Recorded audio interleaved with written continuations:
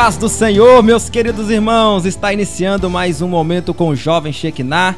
Tô aqui com o Davi novamente. A paz do Senhor, irmãos. Estamos aqui hoje com a presença ilustre aqui do nosso irmão Diego. Amém, paz do Senhor, é um prazer estar aqui para falar de um tema tão precioso para os pentecostais, né? Eita glória, é um tema maravilhoso mesmo, né? Nós vamos estar falando aí hoje sobre o batismo com o Espírito Santo e o batismo no Espírito Santo. Cremos que é um tema importante aí que vai trazendo uma edificação muito grande para a sua vida. Então fica com a gente aí que Deus tem muitas bênçãos para te entregar aqui hoje. Queremos estar já iniciando aqui fazendo a leitura do texto bíblico. Quero pedir o Davi para estar lendo aí Atos capítulo 1, no verso 4, 5 e o versículo 8. Amém, Davi? Amém. Vamos estar lendo Atos dos Apóstolos, no capítulo 1, versículo 4 até o 8. Não, perdão. 4, 5 e 8. Vamos lá. E estando com eles, determinou-lhes que não se ausentasses de Jerusalém, mas que esperassem a promessa do Pai, que disse ele: de mim ouvistes. Porque na verdade João batizou com água, mas vós sereis batizados com o Espírito Santo. Agora no versículo 8. Mas recebereis a virtude do Espírito Santo, que há de vir sobre vós, e sereis testemunhas, tanto em Jerusalém como em toda a Judéia e Samaria, e até os confins da terra. Glória a Deus, aleluias, palavra maravilhosa, né? Vamos estar fazendo uma oração aqui então, para que o Espírito Santo possa estar nos direcionando nesse tema, em nome de Jesus. Senhor nosso Deus, Pai soberano, em nome de Jesus, clamamos ao Senhor neste momento, Pai, pela Tua direção, meu Deus. Nós estamos aqui, Senhor amado, para, ao mesmo tempo que aprendermos, meu Deus, a Tua santa palavra, podemos também, meu Pai amado, estar ensinando, ó Deus maravilhoso, estar trazendo edificação, Senhor, para muitas vidas. Queremos pedir ao Senhor, meu Deus, que o Senhor venha abençoar, meu Pai amado, a IADEC Web Rádio, que a cada dia mais, Senhor amado, o Senhor possa estar nos direcionando, nos capacitando, Senhor, nos fortalecendo, meu Deus amado, nesta missão, que é de propagar o Evangelho do Senhor e trazer edificação para o Teu povo até a volta do Senhor Jesus. Espírito Santo de Deus, pedimos que, em nome de Jesus, assim como o Senhor Jesus disse que o Senhor nos ensinaria todas as coisas e nos faria lembrar dos ensinamentos de Cristo, ilumina nosso entendimento nesta noite, ilumina nossa vida, abre o entendimento desse irmão que está nos acompanhando. Talvez ele está aqui hoje porque precisa expandir este assunto para dar uma aula, ou talvez para pregar a Tua palavra, ou talvez este irmão que está aqui só para aprender a Tua palavra, para poder buscar, Senhor amado, porque deseja buscar mais o Teu poder, Senhor, precisa buscar mais a Tua presença. Que o Senhor, meu Deus, possa estar preparando algo para o Teu filho ou para a Tua filha nesta noite. É o que nós te pedimos em nome de Jesus. Dá-nos sabedoria, dá sabedoria ao Diego, que estará na direção do Senhor. Em nome de Jesus, meu Pai amado, sê conosco, nós te pedimos, te glorificamos e te agradecemos em nome de Jesus. Amém. Amém. Glória a Deus. Então, né, Diego, tema importante aí para nós, né, o batismo no Espírito Santo e o batismo com o Espírito Santo. Qual a importância, né, do batismo no Espírito Santo para a igreja nos dias atuais? Excelente pergunta, irmão Max. Essa pergunta é muito relevante porque a partir do entendimento que temos acerca do batismo no Espírito Santo, que além de ser uma experiência, né, é uma doutrina que nos define como pentecostais, né? Por que eu digo que nos define como pentecostais? Porque hoje existem, por exemplo, os cessacionistas, né, aqueles que creem que os dons espirituais eles cessaram na época do colégio apostólico, né? Existem aqueles que não creem que a doutrina do batismo no Espírito Santo é, conforme nós pentecostais clássicos, né, assembleianos, cremos, que é uma experiência distinta da conversão, ou seja, após a conversão. Né, o batismo no Espírito Santo. Mas existem, por exemplo, os continuistas, né? Eles creem na contemporaneidade dos dons espirituais, eles creem que os dons espirituais são para hoje, mas eles não creem que o batismo no Espírito Santo seja uma experiência pós-conversão, né? E nós cremos que o batismo no Espírito Santo é uma experiência pós-conversão evidenciada pela experiência física e inicial de falar em outras línguas. E existe também uma quarta posição, né, hermenêutica, que são os carismáticos, né, que são aqueles que creem na atualidade dos dons espirituais, creem que o batismo no Espírito Santo é também uma experiência pós-conversão, mas eles não creem que esse batismo se evidencie pelo dom, pelo sinal físico inicial de falar em outras línguas. Eles creem que o batismo no Espírito Santo pode ser evidenciado por um outro dom, né? É importante lembrar que não existe só um pentecostalismo, existem pentecostalismos. Rapaz. É um movimento muito plural hoje. Rapaz, né? Se você olha para a história do Brasil, por exemplo, a primeira igreja pentecostal do Brasil é a Congregação Cristã, né? Isso aí tem uma análise que é didática, que fala das 3 ondas do movimento pentecostal. Na primeira onda veio a Assembleia de Deus, a Congregação Cristã, né? E aí vem a segunda, a terceira onda. Quando chega na terceira onda, já tem os movimentos neopentecostais hoje, né? Que é a Universal, a Igreja Internacional da Graça. Mas na segunda onda, né, vem aí a Igreja Quadrangular, a Igreja Deus é Amor. Então, o pentecostalismo é um movimento muito plural, né? Então, como que nós nos definimos como pentecostais clássicos? Por exemplo, se alguém chega para você e faz uma pergunta, o que é ser pentecostal? Ou então, muitas das vezes, você ouve isso, às vezes, em alguns lugares, né? A pessoa fala assim, eu sou pentecostal. Aí você fala assim, você é pentecostal por quê? Né? Porque o que eu estou falando, o pentecostal, ele é definido pela crença no batismo no Espírito Santo como uma experiência pós-conversão, conforme a Assembleia de Deus crê, né, sendo evidenciada pela experiência física inicial de falar em outras línguas, né? Então, quando você olha para alguns que falam assim, não, eu sou pentecostal. Sou pentecostal por quê? Sou pentecostal porque lá na minha igreja tem um culto que é mais avivado, gosto da glória, lá tem bateria, lá tem não sei o quê. Mas quando você pergunta para ele se ele crê que o batismo no Espírito Santo, se ele crê conforme nós cremos, que é uma experiência pós-conversão, alguns falam que não. Não, eu não creio assim, ou não creio que esse batismo seja evidenciado, né, pela experiência de falar em outras línguas. Eu creio que pode ser evidenciado por um outro dom.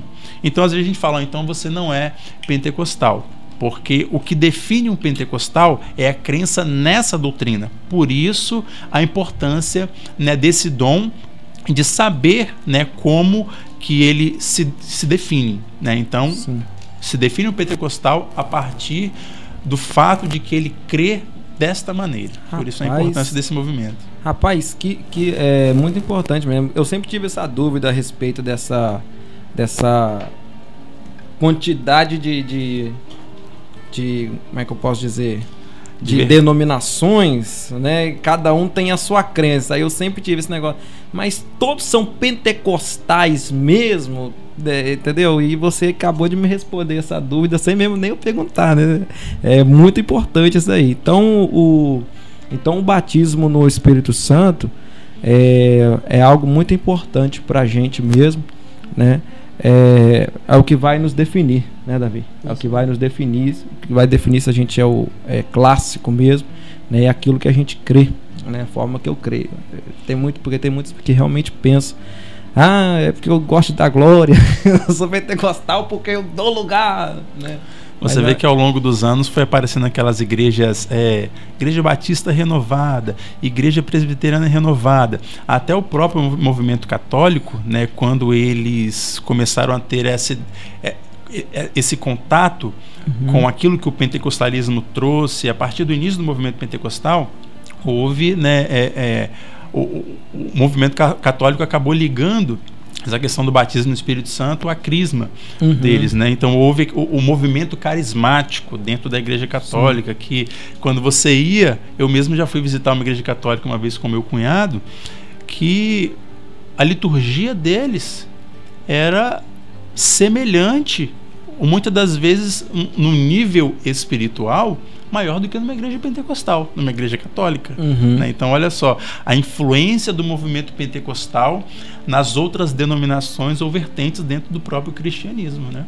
Eu já cheguei lá na minha cidade, tem um distrito lá do município que eu nasci, e eu cheguei a ver.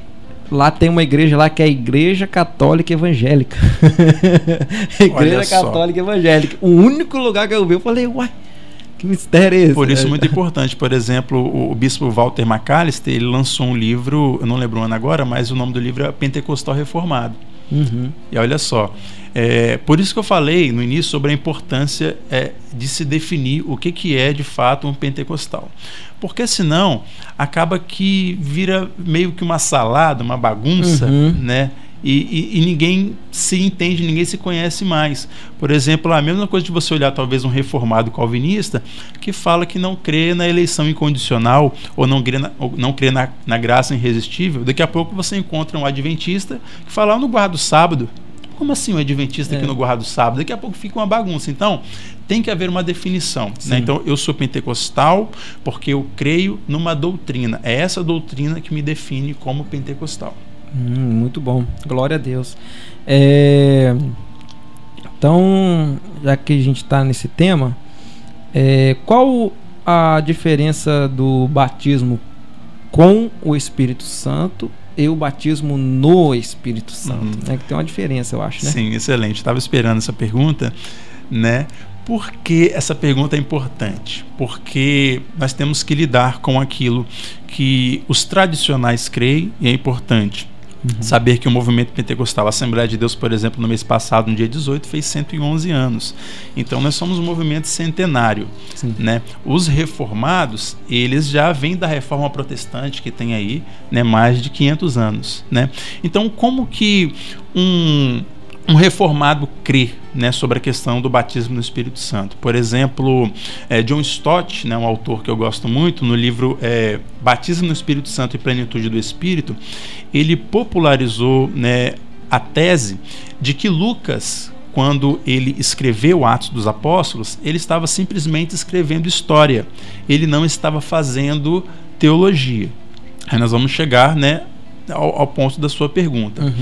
E aí ele diz o seguinte: você não pode fazer uma doutrina em cima de um livro da Bíblia, né, como nós iniciamos lendo Atos, em cima de um livro que é meramente ou puramente histórico, né? Eles acreditavam que Lucas, ele simplesmente descreveu a história. Logo, não se pode fazer doutrina em cima de um livro desse, né? E aí vem a pergunta, né? Qual a diferença desse batismo no Espírito e do batismo com o Espírito? O pastor Antônio Gilberto, no livro da CPAD, livro Verdades Pentecostais, ele que ensinou isso, né, e popularizou a tese de que nós pentecostais, nós cremos em 2 batismos, né? Então é o batismo no Espírito e o batismo com o Espírito. Primeiro, batismo no Espírito, né? Para nós, é aí que nós voltamos também àquilo que a gente tratou já na primeira pergunta, né? A gente vai caminhando dentro disso, né? Para nós, o batismo no Espírito Santo, ele acontece no momento da regeneração. No momento que eu vou à frente ao altar, no momento que eu fui alcançado pelo Evangelho, pela mensagem da cruz, eu vou à frente, aceito a Jesus como o único e suficiente Salvador da minha vida. Neste momento, o Espírito Santo passa a habitar em minha vida. Então isso é o batismo no Espírito. Qual é a base bíblica para isso? 1 Coríntios capítulo 12, versículo 13. 1 Coríntios capítulo 12, versículo 13, que diz assim: pois em um só Espírito todos nós fomos batizados em um só corpo, quer judeus, quer gregos, quer escravos, quer livres, e a todos nós foi dado beber de um só Espírito. Então atenção a parte A mais uma vez. Pois em um só Espírito todos nós fomos batizados em um só corpo. Então,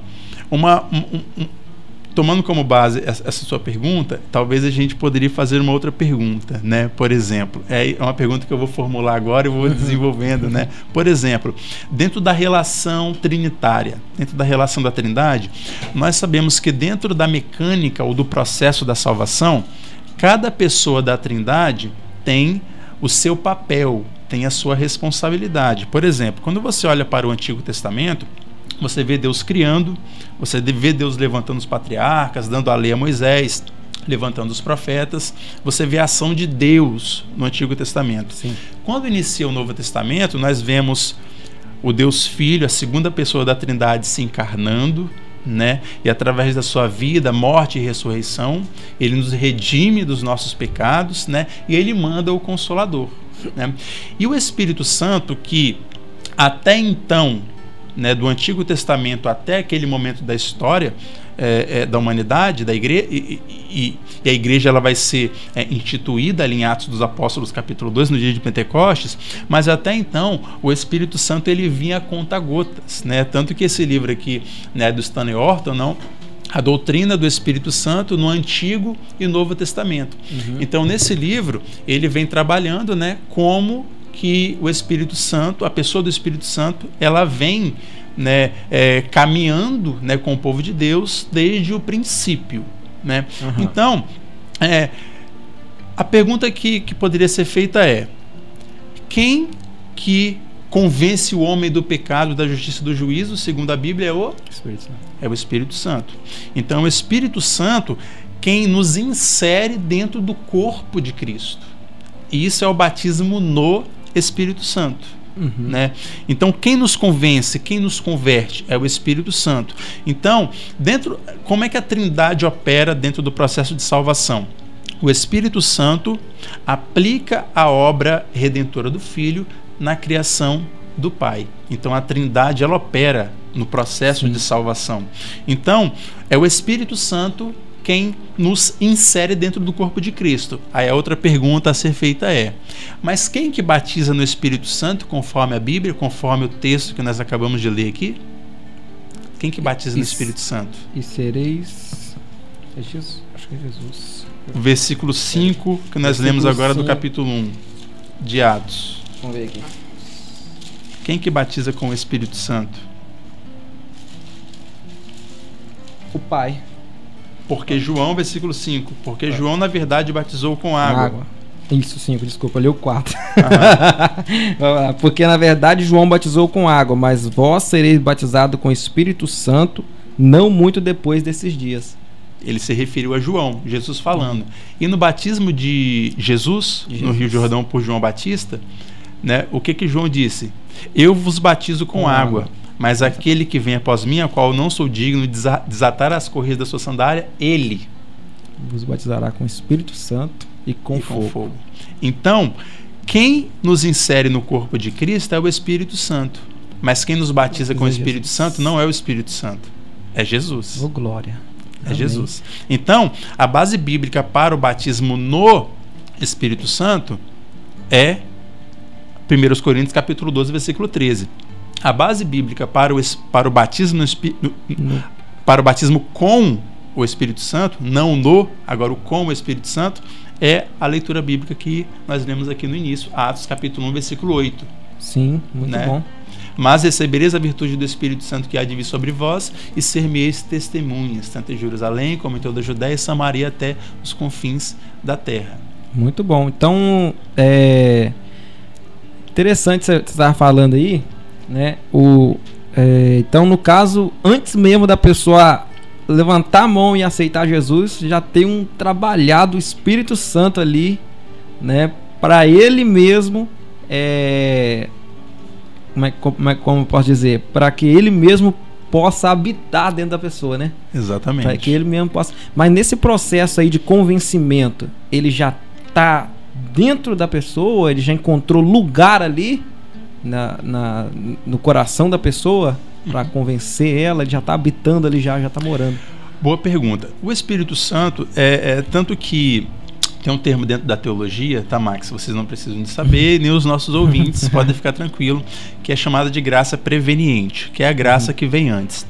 É a graça que nos habilita a respondermos positivamente ou negativamente ao Evangelho, né, quando nós ouvimos o Evangelho. Então, quando a igreja prega o Evangelho, né, e a Bíblia diz em Romanos capítulo 10, versículo 17, que a fé vem pelo ouvir e ouvir a palavra de Deus. Então nós pregamos aos ouvidos. Enquanto pregamos o Evangelho, o Espírito Santo está operando no coração da pessoa e convencendo-a do pecado, da justiça e do juízo. Então é a graça de Deus quem habilita o ser humano a receber o Espírito Santo, né, e dar uma resposta positiva ao Evangelho. Rapaz, muito bom. Glória então, a Deus. O Espírito Santo, ser batizado no Espírito Santo, é você receber o Espírito Santo, então? É você receber o Espírito Santo, e isso acontece no momento da conversão. Você passa aceita. A ser morada do Espírito Santo. Glória a Deus. E tipo assim, pergunta eu achei muito interessante pra mim. E como você ter o Espírito Santo? Como você faz para ter o Espírito Santo na sua vida? Bela pergunta. Davi. Bela pergunta, Davi. Como receber o Espírito Santo? Por exemplo, tem um livro, na verdade, o Anthony de Palma, nesse livro aqui, O Batismo no Espírito Santo e com Fogo, que o título em inglês não está com fogo, é só Batismo no Espírito Santo. Esse livro é muito bom e ele tem um capítulo nesse livro falando sobre o batismo no Espírito Santo, tem um tópico que ele fala sobre como se recebe esse Espírito. Até mesmo Donald G. não tem esse livro aqui, que é um livro muito conhecido também da CPAD. Donald G. foi um dos melhores teólogos pentecostais da primeira metade do século XX. Né? Donald G. Donald G. G-E-E, o final. Né? No livro Pentecostes. Ele também fala sobre como se recebe o Espírito Santo, Davi. Né? Essa é uma pergunta muito boa, porque lá na frente a gente talvez volte nela, né? Mas como se recebe o Espírito Santo, isso se referindo a esse batismo, né? A primeira coisa, por exemplo, Lucas capítulo 24, versículo 49, né? Esse versículo foi anotado ali também pelo irmão Max. O que Jesus disse aos discípulos após a sua ressurreição? Ficai na cidade de Jerusalém, até que do alto, vamos ler, né? Os irmãos estão abrindo aí. Lucas capítulo 24, versículo 49. Lucas 24, 49. 48, né? Diz assim: Eis que envio sobre vós a promessa de meu Pai. Permaneçam, pois, na cidade de Jerusalém, até que vocês sejam revestidos do poder que vem do alto. Então Jesus já disse aos discípulos que esperassem, que ficassem na expectativa, que ficassem orando, buscando, esperando. Então a resposta, Davi, sendo bem sucinto, é que deve haver por nossa parte, obviamente, uma expectativa. E essa sua pergunta, Davi, é muito relevante porque você tem quantos anos? 12 anos, Davi. Você é batizado no Espírito Santo? Não, ainda não. Não, ainda não. Mas você deseja, você quer? Sim, com certeza. Essa é a primeira coisa que se espera, e o que nós vemos muito hoje, irmãos, isso é fato, é que há muitas das vezes uma juventude que não busca o batismo no Espírito Santo, muitas das vezes por não conhecer, não conhecer o propósito, né? Sim. E não ter muitas das vezes a motivação certa para se buscar, para se receber o batismo no Espírito Santo. Tá? A gente vai voltar talvez a essa fala em algum momento do nosso bate-papo aqui, mas respondendo a sua pergunta, Davi, como se recebe o Espírito Santo? Primeira coisa, buscá-lo. Né? Jesus falou várias vezes durante os evangelhos sobre a questão da insistência para com Deus em pedir, né? O Espírito Santo não é uma promessa? Isso Sim. está disponível para todos nós. Jesus quer nos batizar com o Espírito Santo. Por exemplo, vamos ler Lucas capítulo 11, versículo 13. Olha o que Jesus disse aqui. Lucas capítulo 11, versículo 13. Lucas muda aqui, né, o final da fala de Mateus, né? Veja Lucas capítulo 11, versículo 13. Esse versículo veio na minha mente na hora que você estava falando aí. Ora, se vocês, sendo maus, sabem dar coisas boas aos seus filhos, quanto mais o Pai Celeste dará o Espírito Santo, olha só, Davi, aos que lhe pedirem. Então, essa é uma promessa de Deus e Jesus quer nos batizar com o Espírito Santo. Então, é necessário ter expectativa, é necessário bater na porta, pedir e dá-se-vos-á. Quem bate, a porta será aberta. Quem pede, recebe. Então, Jesus está falando sobre a insistência, né, em receber esse Espírito. Para receber o Espírito, tem que insistir para ganhar, né? Insistir. Interessante aqui é que Jesus fala que o Pai, né, dará o Espírito Santo, e lá em Atos ele fala que a promessa do Pai, promessa, né? do Pai. Glória a Deus. Então Deus está aí sempre disposto, né, a ouvir o clamor daquele que almeja, né? Para poder enfatizar essa sua fala aqui, irmão Max, Atos capítulo 2, versículo 33, olha o que diz: exaltado, pois, à direita de Deus, tendo recebido do Pai a promessa do Espírito Santo, derramou isto que vocês estão vendo e ouvindo. Meu Deus. Ou seja, Jesus recebeu a promessa do Pai, que era a presença do Espírito Santo, e transmitiu a nós esse Espírito que ele recebeu. Ele nos batiza com o Espírito Santo que ele mesmo recebeu. É Atos 2, né? 2:33. 33, Atos 2:33. Muito bom. Rapaz, que benção. A Bíblia ela vai se confirmando, né? Ela vai ser... Havia dentro de uma narrativa já o conhecimento dessa transmissão do Espírito Santo. Né? Não no sentido de contagiar, uma transmissão mesmo. Por exemplo, Deus pegou o Espírito Santo que estava sobre Moisés e repartiu sobre os 70 anciãos. Sim. Em Números capítulo 11, né? O Espírito de Elias foi derramado sobre Eliseu, uma porção dobrada. Né? O Espírito de Jesus é derramado agora sobre a sua igreja, que é o Espírito Santo, né? O próprio Jesus no batismo de João, né? no seu batismo nas águas, o Espírito Santo veio sobre ele, né? E o capacitou, o revestiu de poder para a sua missão redentora e messiânica. Glória a Deus, rapaz, é forte. E é por isso que a gente vê eu lembro quando eu era novo convertido, né? Tinha um irmão lá que foi orar, que ele, na oração dele, segura na mão do seu irmão aí, que a unção que está na vida do irmão vai passar para você. Esse cara fazia muito isso. E é importante também a gente entender a respeito disso. Você respondendo aí o Davi, me veio essa dúvida que eu anotei aqui, de João 20:22, quando Jesus assopra sobre os discípulos ali e diz: recebeu o Espírito Santo. Ali ele era o Espírito Santo da regeneração ou era o do poder de Atos ali? Bela pergunta. Essa base bíblica, ela confirma aquilo que nós pentecostais cremos enquanto batismo no Espírito Santo ser uma experiência pós-conversão e não a conversão.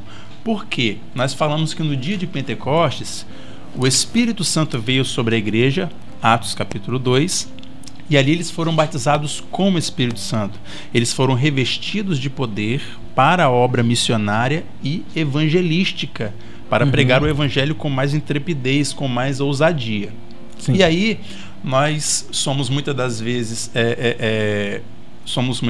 criticados, há uma contestação dizendo que, na verdade, no dia de Pentecostes, em Atos capítulo 2, o Espírito Santo veio habitar na igreja ali. Ali foi a conversão deles, muitos creem. E aí a pergunta que nós fazemos mas em Atos dos Apóstolos capítulo 2, o Espírito Santo já morava nos discípulos? A resposta e a base bíblica para provar que o Espírito Santo já morava nos discípulos é João capítulo 20, versículo 22. Dá para ler essa passagem bíblica? É qual? João capítulo 20, versículo 22. João 20, 22. E havendo dito isso, assoprou sobre eles e disse-lhes: recebei o Espírito Santo. Aqui foi a regeneração dos discípulos. Glória a Deus. Obviamente, nós cremos que antes da ressurreição, os discípulos ainda não eram convertidos. Tanto que quando Jesus morreu, eles voltaram até a pescar. Né? Jesus, por exemplo, em Lucas capítulo 22, a partir do versículo 31, Ele diz assim: Simão, Simão, Satanás vos pediu para peneirá-los para te peneirar como trigo, mas eu roguei por ti para que a tua fé não desfaleça, e você, quando se converter de verdade, confirma também os seus irmãos. Então a conversão, a regeneração, o novo nascimento dos discípulos aconteceu aqui, depois que Jesus ressuscitou. Exatamente, mas não no dia de Pentecostes. Ali já foi uma outra experiência com o Espírito Santo. Então não posso pegar a parte lá que Pedro arranca a orelha do Malco lá como uma base para mim, que eu posso, sei lá, me deixar levar pela raiva, né? Que ali, no caso ali, ele não estava convertido, ele estava no processo ainda de... Exatamente. Se não me engano, é o apóstolo Tiago, na sua epístola, que diz que a ira dos homens não opera a justiça de Deus. Eu tava meditando sobre esse... Não vou sair ainda até, mas eu tava meditando sobre isso aí. Eu tava conversando com um amigo meu lá do trabalho, e a gente falando sobre isso, né? A questão da ira. A ira do... Mas Deus se ira. Eu falei, não, mas eu acho que é diferente, entendeu? Que na hora eu não tinha ainda uma base, mas eu falei com ele, a ira de Deus eu acho que não é a mesma do homem, não. Acho que é diferente. Mas enfim, todavia tem uma pergunta aí para ser feita? Diego. E de que maneira o Espírito Santo vai se manifestar entre nós? De que maneira o Espírito Santo pode se manifestar? Muito bem. Em se referindo desse batismo, ele é evidenciado, né, pelo dom de línguas. Isso na ala assembleiana, né? Agora, em pensando assim, quando que esse batismo ele pode se manifestar na sua vida? Mas voltando um pouco àquela resposta à pergunta anterior, né? Se há expectativa, esse batismo no Espírito Santo ele pode acontecer a qualquer momento, né? Há testemunhos, por exemplo, de pentecostais que já foram batizados, né, dormindo, né? Tem aquele hino famoso da Nívia Soares, do batismo no ônibus, não sei se vocês já viram, do irmão que é batizado dentro do ônibus, né? Sim. Então, mas esse batismo ele pode se manifestar a qualquer momento, desde que haja expectativa, desde que haja busca, e ele vai se manifestar através do dom de variedade de línguas, tá? E aí entra numa pergunta que até o irmão Marcos já mencionou, que em algum momento essa pergunta ele iria fazer, a gente já emenda logo, né? Sobre o batismo no Espírito Santo ser mais um dom, não é isso? Seria mais um dom? Essa é uma pergunta interessante, irmãos, porque aqui vem algo que muitos pentecostais não sabem, tá? Porque existem as línguas que se manifestam como dom e existem as línguas como sinal do batismo no Espírito Santo, tá? No momento em que Jesus me batiza com o Espírito Santo, eu falo em línguas estranhas como evidência desse batismo. Por que fala que é uma evidência física? Porque se manifesta através de um membro do nosso corpo, que é a língua, ok? Então, eu falo em línguas como evidência desse batismo. Mas isso não significa que eu recebi o dom de variedade de línguas. O dom de variedade de línguas é um, e as línguas como sinal do batismo é outro, tá? E muitos irmãos não sabem disso. É por isso que como que é o nome do dom? O dom é de variedade de línguas, ou seja, são línguas variáveis, são várias línguas diferentes. Por que às vezes você vê alguns irmãos falando em línguas que você não consegue reproduzir aquelas línguas por causa da riqueza, a variedade de línguas que aquela pessoa vai falando? Já tem algumas línguas que você às vezes olha para uma criança e você vê ela reproduzindo aquelas línguas. Né? Já viu? E alguns pais acham bonita, a pessoa bate palma ali, a criança, e ela reproduz uma língua que ela ouviu. Por quê? Tem alguns irmãos que vão falando em línguas, mas não receberam o dom de variedade de línguas. Eles falam as línguas como sinal de que foram batizados no Espírito Santo, que é uma língua invariável, tá? Que muitas das vezes ele vai falando ali que é uma expressão que glorifica a Deus, mas muitas das vezes não é o dom de variedade de línguas, né? Aqui vem até um testemunho pessoal. Eu tenho 12 anos de conversão, mas eu nunca presenciei na igreja, até hoje, um irmão diferente falando em línguas e outro irmão interpretando. Eu nunca vi. Eu já vi alguém falando em línguas, ele mesmo interpretando, e isso vira uma profecia de edificação para a igreja, né? Mas eu nunca vi isso acontecendo de maneiras diferentes, né? E aí a minha tese é a seguinte: talvez porque alguns não têm, porque para que o dom de interpretação se manifeste, é necessário o dom de variedade de línguas. Então um depende do outro, né? Eu já vi quando eu voltei para Jesus, assim, né? Agora nessa última vez que já vai para 6 anos, eu fui visitar uma igreja Maranata e lá eu vi essa manifestação de um falar em língua e outro traduzir na igreja Maranata. Só lá também que eu vi. Depois nunca vi. Já vi assim, igual você falou aí, a pessoa, inclusive eu mesmo, né, profetizando, né, e traduzindo a própria língua que eu estava, né, dizendo. Então essa variedade essa variedade de línguas aí é aquelas mesmas línguas que eles falaram ali em Atos 2, onde todos ouviam eles falando, glorificando a Deus nas suas próprias línguas nativas, e tinha muita gente ali, né? Vários. Uma boa pergunta. Para o Anthony de Palma, e eu sou adepto da visão dele, as mesmas línguas faladas em Corinto eram as mesmas línguas faladas em Atos dos Apóstolos, tá? O Anthony de Palma aqui nesse livro, e o Gutierrez também aqui nesse livro, Revestidos de Poder, uma introdução à teologia pentecostal, ele também é adepto dessa interpretação, que ambas as línguas faladas em Corinto, em Atos, e as línguas que nós falamos hoje, que é a glossolalia, né, porque alguns gostam de falar sobre a xenolalia, né? Glossolalia. É a glossolalia, né? Que são línguas, né, desconhecidas, né? Já a xenolalia seria uma língua inteligível, seriam idiomas conhecíveis, né, que seriam para alguns as línguas de Atos, porque quando eles falam em línguas, quando o Espírito Santo vem sobre eles no dia de Pentecostes, as pessoas que estavam ali, né, de outros países e nacionalidades, os ouviam falar das grandezas de Deus, né? Mas o Anthony de Palma aqui, ele fala no capítulo sobre línguas estranhas, ele fala sobre o milagre da audição, o que aconteceu ali.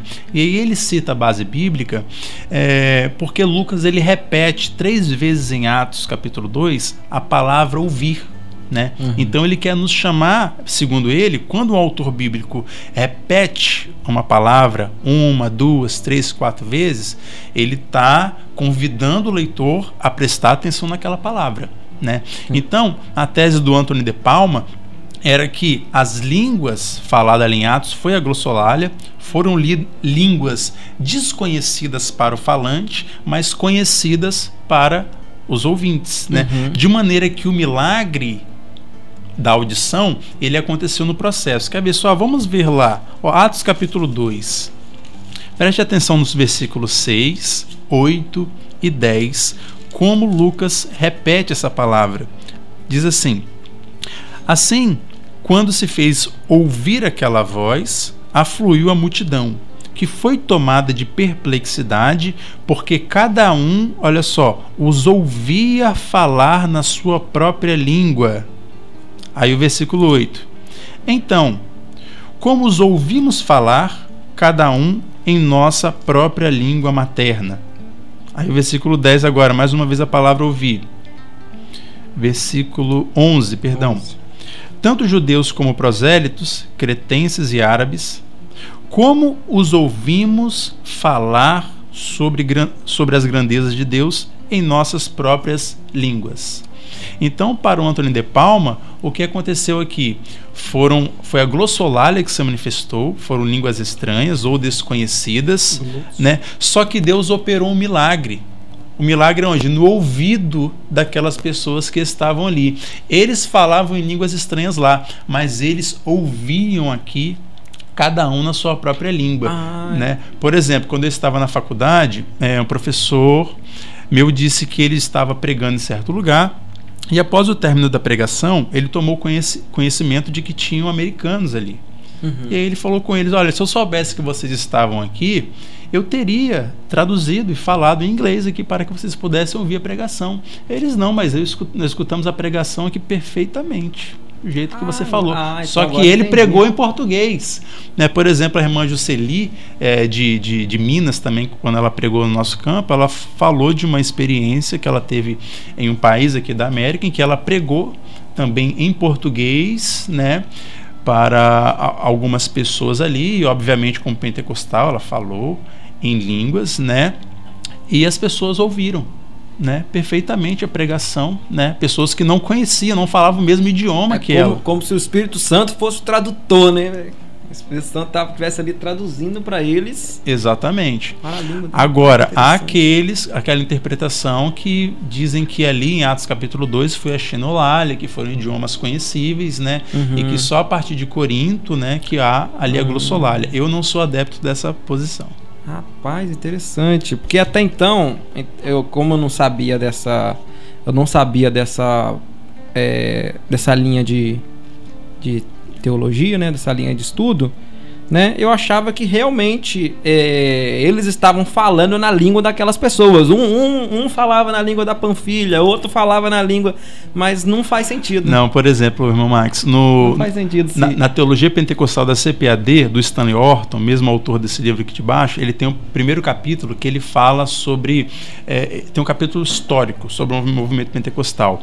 Os pentecostais, logo no início, né, do movimento pentecostal, eles acreditavam de maneira equivocada que o batismo no Espírito Santo e o dom de línguas que era dado iria torná-los eficazes ao pregar o evangelho em outros países, porque eles iriam falar na língua de pessoas e falar em idiomas que eles não tinham conhecido e nem aprendido. Mas não era isso que acontecia. Né? Não era isso que acontecia, né? Mas, irmão Max, só para completar aqui a pergunta anterior, eu lembrei aqui sobre o Espírito Santo como um dom, só para me completar e complementar a resposta àquela pergunta. O batismo no Espírito Santo é mais um dom, só que ele é um dom distinto dos dons elencados pelo apóstolo Paulo nas suas epístolas, como por exemplo 1 Coríntios capítulo 12, Romanos capítulo 12, Efésios, né, capítulo 4. Por quê? Os dons elencados pelo apóstolo Paulo em Corinto são dons para serem exercidos dentro do ambiente de culto, quando a igreja se reúne. Se você olha para aqueles dons elencados por Paulo, né, palavra de sabedoria, palavra da ciência, a fé, dons de curar, né, línguas, profecia, interpretação, são dons para serem usados para edificação da igreja. Né? Não, agora, o dom do batismo no Espírito Santo, ele é um dom com uma característica peculiar. É um dom que você recebe não para a igreja, é um dom para você sair para fora, né, para pregar o evangelho, né, para anunciar as boas novas do evangelho. Então essa é a diferença do batismo no Espírito Santo. Ele é um dom que você sai para fora. Os dons elencados por Paulo é um dom que você fica dentro da igreja, promovendo a edificação da igreja, né, e de si mesmo. Né? Então essa é a diferença que eu queria complementar. E eu lembro que quando eu fui batizado com o Espírito Santo, nossa, eu tinha um desejo imenso mesmo de estar o tempo todo pregando evangelho. Então eu estava sempre, eu ia lá para a praça de Campo Grande e abria a boca lá, não tinha microfone, não tinha nada, e eu saí de lá rouquinho, naquela praça de Campo Grande. Agora eles reformaram lá, né, na Expedito Garcia.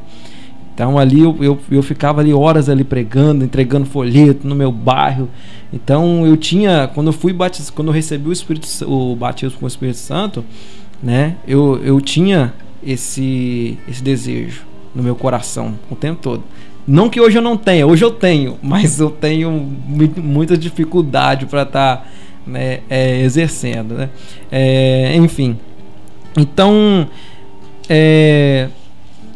me veio até uma outra pergunta aqui, no caso.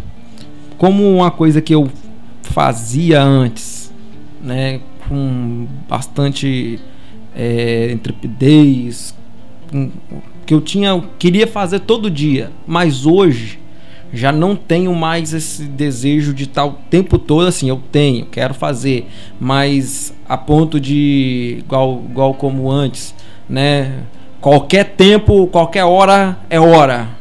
Fui. E hoje eu penso 2 vezes. Tem a possibilidade de eu perder o batismo com o Espírito Santo? Uma boa pergunta, tá? Os autores pentecostais, eles falam, os teólogos pentecostais, eles falam, tem até uma expressão, um batismo, vários enchimentos. É o que eles falam, né? Que cada crente pentecostal tem que ter o seu Pentecostes individual, né? O próprio Antônio de Palma, o Roger Stronthard do livro A Teologia Carismática de São Lucas, né? Isso é interessante porque o batismo no Espírito Santo, ele é meio que uma porta de entrada para outros dons. Por exemplo, se você tem uma vocação ministerial e uma chamada vocacional, ao ser batizado no Espírito Santo, isso vai fazer com que você tenha uma maior intimidade com Deus, com que você seja de fato revestido de poder e impulsionado, né, a estar buscando mais as Escrituras, buscando mais intimidade com Deus, em oração, né? Porque o propósito do batismo no Espírito Santo é qual? É serviço, é a diaconia dentro da igreja. Então, é impossível que alguém seja batizado no Espírito Santo, tá? Isso eu falo no princípio, né? Por exemplo, tem até uma experiência que às vezes, quando entra nesse tema, eu gosto de mostrar, de contar, né? Que isso aconteceu, né? Numa pregação à noite, e no final ali, né? Há aquela manifestação, né? E muita gente falando que foi batizado no Espírito Santo, né? E teve uma pregação que no final o pregador falou: olha, nessa noite foram 32 batizados com o Espírito Santo. E aí o pastor, após a pregação, pegou o microfone e falou: irmãos, amanhã cedo após a escola dominical vamos ter um evangelismo. Sabe quantos das pessoas batizadas com o Espírito Santo apareceram, que disseram que foram batizados com o Espírito Santo? Só 2. Só duas. Então, o que isso significa? Muitas das vezes, há pessoas que falam que foram batizadas no Espírito Santo, só que eles acham que eu quero ser batizado no Espírito Santo para falar em línguas. O propósito do batismo no Espírito Santo não é esse. O propósito do Espírito Santo é você ser batizado para pregar o Evangelho com mais intrepidez. Isso é importante. Importante. Então, irmão Max, por exemplo, após o dia de Pentecostes, quando você lê Atos dos Apóstolos, você vai ver várias vezes os mesmos apóstolos que haviam sido enchidos pelo Espírito Santo falando de experiências novamente de enchimento do Espírito. Novamente, por exemplo, se você vai para Atos capítulo 4, versículo 31, olha o que diz lá: tendo eles orado, tremeu o lugar onde estavam reunidos. Todos ficaram cheios do Espírito Santo e com ousadia anunciavam a palavra de Deus. Atos capítulo 4, versículo 8. Então Pedro, cheio do Espírito Santo, né? Se você vai, por exemplo, para Atos capítulo 10, versículo 44, Pedro falando, Pedro na casa de Cornélio: enquanto Pedro falava estas palavras, o Espírito Santo caiu sobre todos os que ouviam a mensagem. Pedro relatando para a igreja sobre essa experiência na casa de Cornélio no capítulo 11. Olha o que está lá. Versículo 15: quando comecei a falar, o Espírito Santo caiu sobre eles, como também sobre nós no princípio. Olha a fala de Pedro. Como caiu sobre nós no princípio, falando com a igreja, com os presbíteros, com a liderança, né? Pedro está falando: olha, o Espírito Santo caiu sobre os gentios, como nós, lá no dia de Pentecostes, caiu sobre nós o Espírito Santo. Ou seja, é um batismo no Espírito Santo, mais vários enchimentos. Então, irmão Max, respondendo a sua pergunta, tem como perder esse batismo? Não tem como.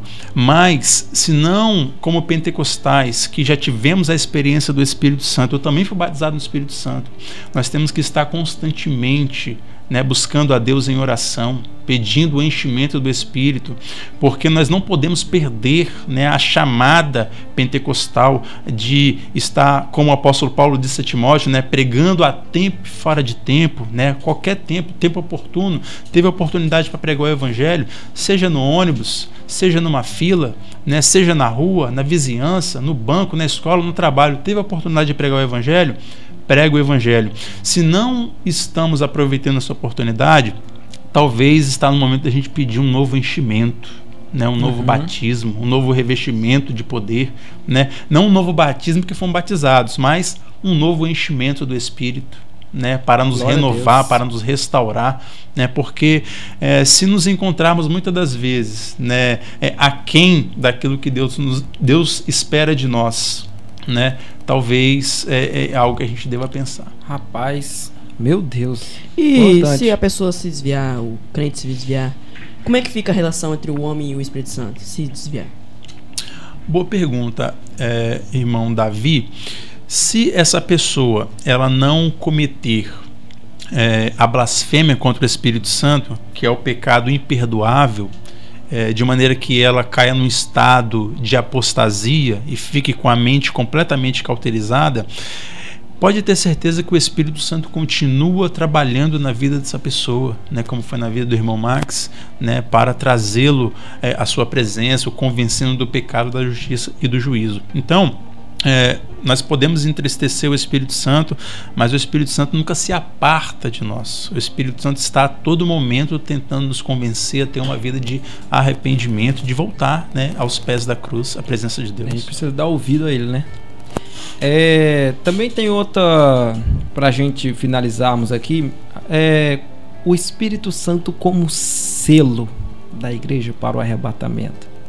Uma boa pergunta. Paulo trabalha no mesmo versículo, em Efésios capítulo 1, né, o Espírito Santo como selo e o Espírito Santo como penhor. Essa pergunta é importante. Por quê? Qual a importância do Espírito Santo como selo?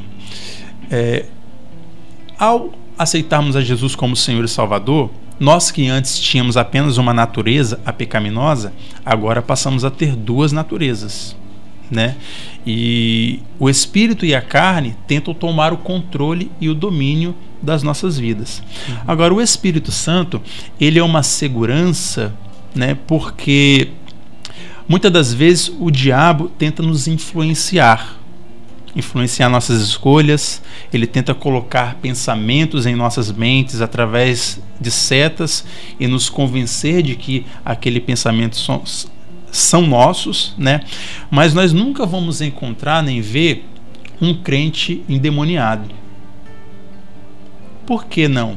Porque o selo é a garantia de que quando você pega, por exemplo, um recipiente, você coloca uma tampa, né? Você coloca aquele selo por cima, né? Você está colocando ali uma garantia, né, de que tem algo ali dentro. O Espírito Santo como selo, ele nos enche, ele nos preenche, de maneira que não tem como espíritos malignos entrar dentro de um recipiente que já está cheio. Ok? O diabo pode tentar nos influenciar, pode tentar nos fazer cair. Agora, encher-nos, né, com a sua presença, não. Porque nós estamos selados com o Espírito Santo. Né? Estamos marcados. Né? E Paulo fala sobre o selo e sobre o penhor. O penhor é a presença de Deus em nós, e o penhor significa, é como se fosse uma primeira parcela paga. Aquilo que o bom samaritano fez, né? Ele pagou os primeiros dias da pessoa naquela estalagem e disse que voltaria depois para pagar o restante dos custos, né? Então isso é o selo e é o penhor, né? O penhor é o Espírito Santo nas nossas vidas como garantia de que um dia Jesus voltará para concretizar e finalizar a obra em nós. Eita glória. Davi? É forte, hein? É forte.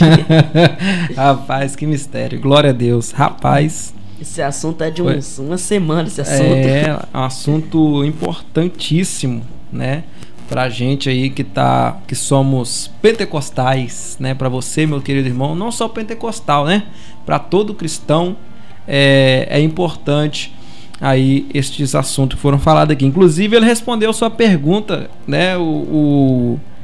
A manifestação, a questão aí